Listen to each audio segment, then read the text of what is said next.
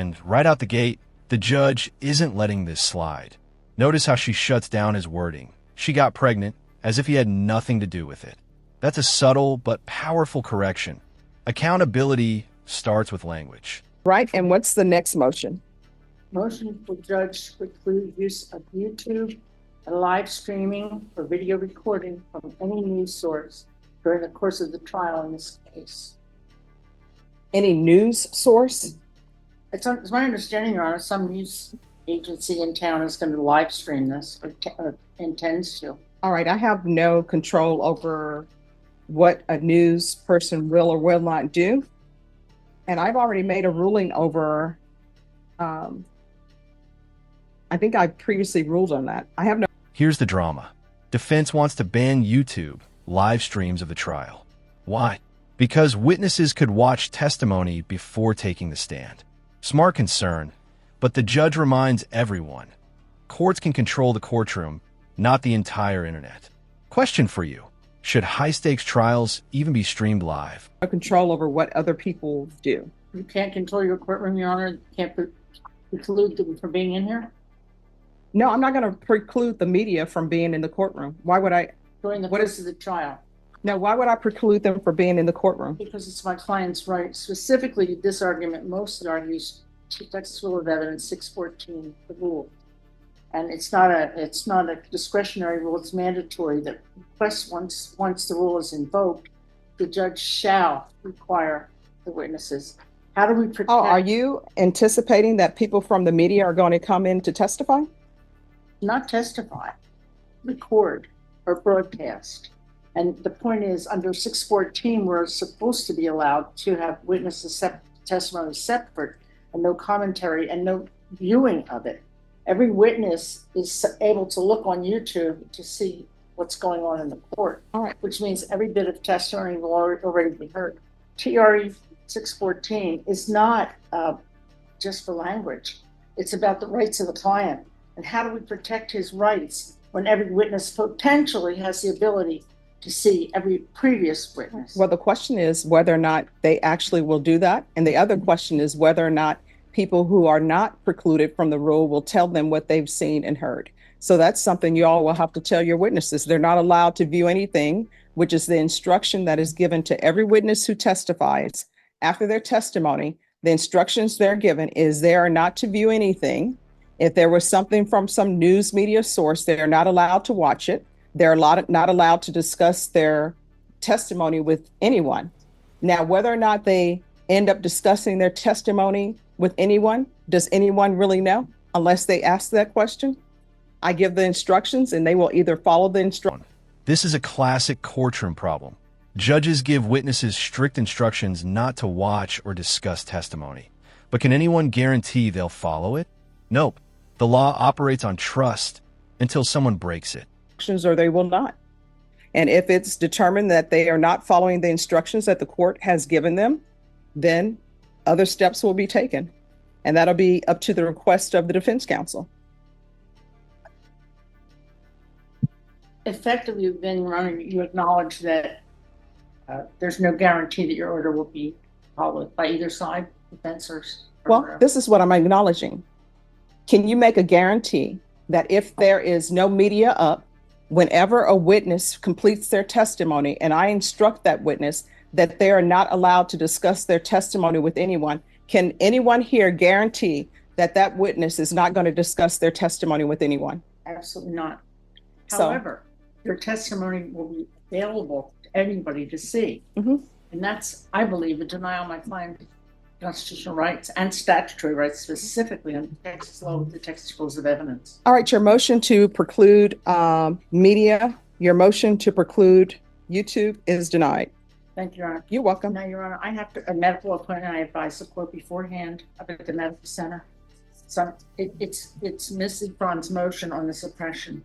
So I'm asking you to excuse now. My client doesn't object. All right, Mr. Ruiz, can you raise your right hand for me, please? Do you solemnly swear or affirm the testimony you give would be the truth and nothing but the truth, so help you God? Yes, ma'am. All right, state your name for the record. Jose Angel Ruiz. All right, you understand that technically Ms. Conley is your first chair attorney on this case? and she is asking to leave to go to a doctor's appointment. Do you understand that? Yes, ma'am. Do you have any objections to her leaving? No, ma'am. Are you waiving your right to appeal as it relates to her leaving the courtroom during these motions? Not sure what that means. All right, you want to discuss that with your attorneys?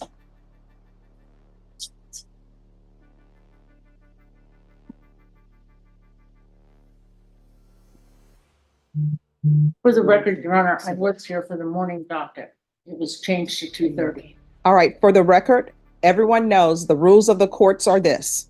If you are ready to proceed, you approach the clerk, have them place their file up here. No one ever said they were ready to proceed on motions, so that's why we're here in the afternoon. At one point, Your Honor, the court told Warren Wolf not to go near the coordinator while you were giving, while you were taking. While we were on the record, Yes. yes. And so this is what ends up happening. Ouch. The judge is clearly frustrated here. Court started at 9 a.m., but lawyers waited until almost noon to say they were ready. Judges expect lawyers to move with a purpose, not hang out chatting in the box. Pro tip: wasting a judge's time is the fastest way to get on their bad side. And this is what the court saw. This hearing was scheduled at 9 a.m. Everyone in this court knows the rules. You've been in this courtroom before with the rules, and the rules are when you are ready to proceed, approach the clerk. They will pull your file. Your file will be placed here. I kept announcing throughout the court hearing today, hey, we are recessing exactly at 12. I said, nobody rush the court at 11:45 because we're recessing at 12. Nobody moved. People still were chatting and laughing in the box. Then I said, again, I made another announcement midday. Everyone, you all need to move with the purpose because we're recessing at 12. And then at 11:52, that's when I got an announcement that, hey, you all are ready on Ruiz. That's the first time anyone said y'all were ready. Nobody ever asked the clerk to pull a file. I cannot read minds and think that people are ready when they're not. So we're back to my question, Mr. Ruiz. Are you waiving your right to appeal as it relates to your counsel leaving? Now we get to the heart of it: probation violations. Drinking while on probation might sound minor, but legally it's huge. One slip can flip deferred adjudication into a full conviction, meaning prison time. The judge is reminding him that his freedom is basically hanging by a thread. Yes, ma'am. All right, thank you. Thank you. May I have excuse? Yes. It was placed on deferred adjudication in 2022 CR 1468 for the offense of theft $2,500 to $30,000 of a vehicle on June 6, 2022 for a period of 2 years. Is that you? Yes, ma'am. All right, state. Yes, Your Honor, violated condition number 2 on or about the 24th day of February 2023 in Oasis County, Texas. The defendant, Anthony Luis Ortiz, did then and there consume alcoholic beverages in violation of condition number 2. How do you plead to that? True or not true? True, Your Honor. Full waive the remaining violated conditions. Any objection? No objections, Judge. Did you understand by pleading true to violation of condition number 2, the court could find it true, grant the motion, find you guilty, sentence you up to 2 years in the state jail facility, and up to a $10,000 fine? Yes, Your Honor. Knowing that, do you still wish to plead true to violation of condition number 2? Yes, Your Honor. Court will find violation of condition number 2 true. Is there a proposed agreement? There is, Your Honor, and it's to deny the motion, continue the individual on this deferred, extend for 2 years, and enter the state ISF substance abuse track. And is that your agreement? It is, Judge. All right, and probation? That is the approved, Judge. And Judge, if I may, it is my understanding he has already accepted to go to ISF on another out-of-county case, so this would be concurrent with that case. All right. So why are you not, can you raise your right hand for me, please? Yes. Do you solemnly swear affirm the testimony you give will be the truth and nothing but the truth, so help you God? Yes, Your Honor. All right, you can lower your hand, state your name for the record. Anthony Luis Ortiz. All right, Mr. Ortiz, why are you not performing well on probation? What's the issue? I just lost my job. My wife had just got pregnant with my third baby, and it got a little hectic for me. So after she had the baby, my second, she got pregnant again, And after she had the baby, me and her family, we had went out to drink.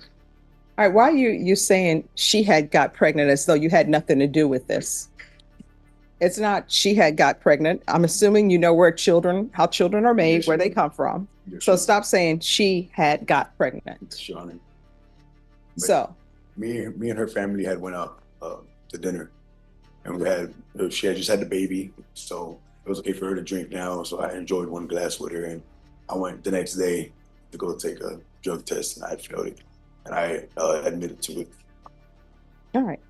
So how old are your children? My oldest is 3 years old. My second born is about to be 1 on the 16th of this month, Your Honor. And my third was just born about 4 days ago. He's about 4 days old. Have you completed parenting classes? Yes, Your Honor, I did in Corpus Christi. They said they were going to provide proof to the probation over there, and that there was rampant current, so they were going to shoot it over here to let Stop it. Get some help. y'all know that I did complete it at the High Again parenting classes. But you have not learned anything from parenting classes, because if you had, one of the things is you need to take responsibility. Or as I've learned that now young people are saying, you need to stand on business. You're not standing on business. So I'm going to follow their agreement, but you know what this means? That means that you're spending time away from your newborn and 2 other children. Yes, Your Honor. And once you get out, you had better change your ways. Otherwise, you could be looking at going to the state jail facility for 2 years. I don't know what your other county case is, how much time you're looking at there. But by the time you get out, your youngest will be walking. Do you understand? Yes, Your Honor. All right, the court is finding violation of condition number 2 true. The court will deny the motion, alternate amend conditions to extend for 2 years and state ISF. And he's to remain in custody until transfer. Thank you, Judge. All right, does anyone know, we're off the record, does anyone know the wait time? I do not. They are, the ISF judge will be approximately 30 days. All right, 30 days. And here's the gut punch. The judge tells him straight up, by the time you get out, your baby will be walking.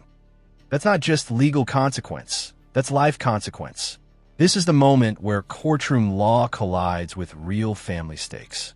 Audience check. Do you think warnings like this hit harder than just handing down a sentence?